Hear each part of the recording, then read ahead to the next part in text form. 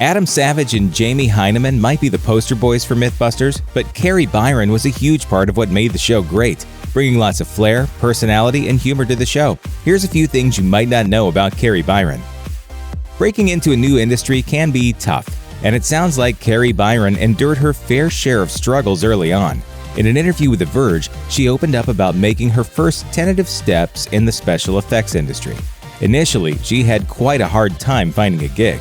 Shortly after she graduated from San Francisco State University, it felt like nobody wanted to hire her. As she put it, "I have this image that just all of my resumes fell into some bin that said reject." Eventually, a friend urged her to pay a visit to M5 Industries, where a thoroughly unimpressed Jamie Hyneman leafed through her portfolio.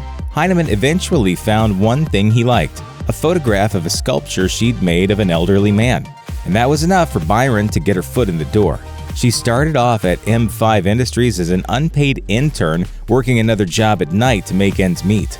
Everybody loves an intern. They work hard, they're trying to prove themselves, and they are cheap or free. We all start somewhere. Speaking to Dame Magazine, Kari Byron revealed that her first paying gig in the special effects industry was her brief appearance on the second episode of Mythbusters. And since the show was just getting off the ground, we aren't exactly talking big bucks. She was only paid $100 for the job, which amounted to Jamie Hyneman and Adam Savage making a 3D scan of her butt. Hey, it's nice work if you can get it.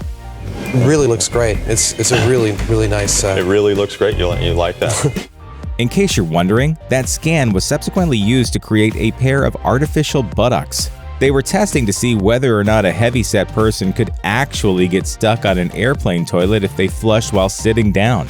As Byron told Dame Magazine, "At the time, I didn't think the show would grow to what it is today. I definitely had no idea that would be the first thing that comes up when you Google my name." Just a few weeks after landing her internship at M5 Industries, opportunity came a-knocking. As she told The Verge, "I just kept showing up until one day they asked if I wanted to help out with Mythbusters." At first, she was just doing behind-the-scenes work with Tory Belleci. Little did they know they were both about to become co-hosts. As Byron tells it, producers were starting to worry that Adam Savage and Jamie Hyneman wouldn't be able to produce enough Mythbusters material on their own. And one day, she got the big news. Along with Belleci and former Mythbusters co-star Scotty Chapman, Byron claims producers basically told them, "Okay, you're hosts now, go." And then they did. It's only natural to take your work home with you on occasion, but when you're a Mythbusters co-host, that can have some unexpected side effects. Case in point, when Kari Byron's brother-in-law got his hands on a leftover prop from the show. In a season 15 episode, the Mythbusters tested out various techniques for repelling animals. As it turns out, one of the world's most popular spices also happens to be a total turnoff to grizzly bears. Cayenne pepper, a tasty condiment in Cajun cooking. After the experiment, Byron reportedly attached a container of cayenne pepper to her keychain, just to be on the safe side. It could have come in handy when she subsequently went on a camping trip with her baby, sister, and brother-in-law. When Byron retreated into her tent to take a nap, her brother-in-law spotted the container and assumed it was sunscreen. That was a mistake. He reportedly sprayed some onto his arms and rubbed it in. And that's when all the running and screaming began. Byron subsequently shared the anecdote on Twitter, as one does, calling the experience the best camping trip ever. And that's why you should always follow the instructions in the Mythbusters introduction. Please do not try what you are about to see at home. We're what you call experts. When Kari Byron was pregnant with her daughter in 2009, she kept working, almost right up until her due date. Suffice to say, some unexpected challenges came along with myth-busting while pregnant. Only these guys would try to make a pregnant woman throw up. It's payback. Due to the unique nature of her job, a few issues needed to be ironed out to ensure Byron wasn't putting her unborn child at risk. As she told the Inquiring Minds podcast, I'd be going to my doctor saying, all right, so when do I have to stop shooting guns because she has ears? Byron's doctor reportedly had no idea. She'd never been asked that particular question before and needed to do some research. And then Byron would ask how far she'd have to keep away from a C4 explosion in order to keep her unborn child safe, stumping her doctor yet again. In case you're wondering, they did find the answer to those questions. For instance, a baby develops ears at 5 months. So that's when Byron took a break from shooting guns, making sure to stay behind safety glass when the situation called for it. If you're a Mythbusters fan, you've no doubt picked up on Kari Byron's off-kilter sense of humor. What kind of clown wouldn't wear a seatbelt? According to The Verge, Byron absolutely loves pranks, and we're not talking whoopee cushions and joy buzzers either. She claims she's even asked her friends in the special effects industry to reanimate her body after she dies. Wondering why? Byron told The Verge, "So I can jump up from behind the headstone. Gotcha! That would be my wish, to prank people for the rest of eternity." Byron even tried turning her love of pranks into a television show, along with fellow former Mythbuster Tory Belleci. They once filmed a pilot for a science-themed prank show called Frankenstein. Please report! She's out! The body came out! The body came out! Oh, dear God. Could Frankenstein be a reference to Byron's post-mortem prank plans? We'll probably never know, because the show never got picked up. But if you want to see what the show might have been like, Byron uploaded an 11-minute sizzle reel to YouTube in 2019. It's definitely a sight to see. The casual Mythbusters viewer might not know that Kari Byron is a talented artist. It seems her time on Mythbusters really influenced her recent work. According to The Verge, she stores her art supplies inside a, quote, vintage ammo canister. And she makes paintings using clay and controlled explosions. In contrast to her cheery disposition on Mythbusters, her gunpowder paintings are rather dark affairs, featuring lots of leering skulls and sinister skeletons. Byron uses her artwork to teach her daughter Stella Ruby valuable life lessons. For example, to get Stella Ruby to stop picking her nose, Byron created small sculptures called booger monsters. She told Stella Rose that these creatures eat boogers, and if she keeps depriving them by picking her nose, they'll crawl into her brain. In other words, when Byron's not busting myths, she's busy creating new ones.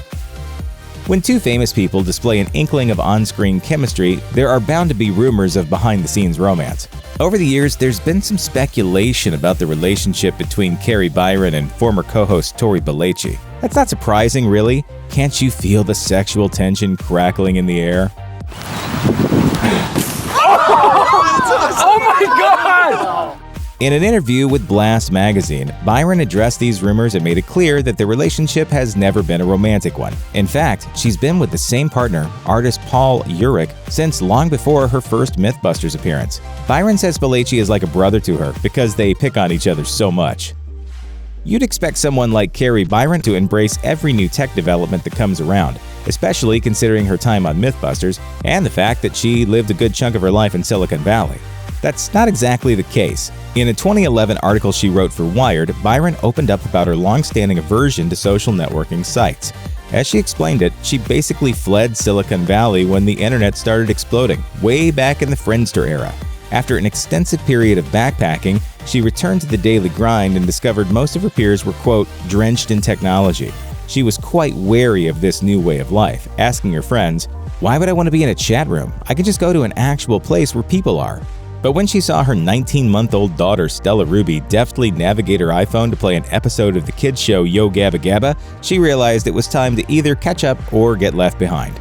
And how did she overcome her suspicion of social networking? She started a Twitter account. Initially, she found the microblogging site rather daunting and worried that no one would follow her, or perhaps she wouldn't have a single good thing to say. And what if she accidentally said something awful and offended everyone? It looks like she's gotten over those hang-ups. As of the making of this video, she's quite active on Twitter, posting several times a week. Perhaps unsurprisingly for someone who is on a show all about experiments, Byron is totally committed to getting young girls interested in STEM. Unless you've been living in a cave. No offense. STEM stands for Science, Technology, Engineering, and Mathematics. According to Discovery, Byron is doing everything in her power to destigmatize professions that can be perceived as nerdy or geeky to young kids. And what's the best way to get children interested in these fields? Byron told Discovery, "I think the most important thing to getting kids, girls especially, involved in STEM is being excited about it yourself as a parent." Byron didn't pick up her interest in science in school. She became fascinated with the subject when she saw how much her father loved it. Byron is also the chief creative officer of Smart Girls, a toy company that manufactures self-balancing robots and action dolls. According to the official Smart Girls website, these toys engage and encourage girls to learn to code. Here's her philosophy in a nutshell. Girls can't code. What the? I'm Kari Byron from Mythbusters, and this is total crap. Of course, all good things must come to an end. In 2014, co-hosts Tory Belleci, Grant Imahara, and Kari Byron unexpectedly left Mythbusters. Why that happened is anyone's guess. According to Business Insider, the show basically fired the build team. Following her departure, Byron tweeted, "After a decade of the Mythbusters, we are no longer with the show." In another tweet, she wrote, "The show is taking a new direction. It was an amazing run. I learned so much about myself and the world." Meanwhile, executive producer Dan Tapster told Entertainment Weekly that the powers that be wanted the build team to continue on the show, but negotiations fell through. He says that Byron, Belleci, and Imahara all ultimately decided to opt out.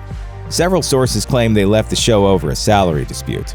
Whatever the reason, there's no bad blood between the build team, Adam Savage and Jamie Hyneman. In fact, Savage says he considers the three of them very good friends and never wanted to see them leave.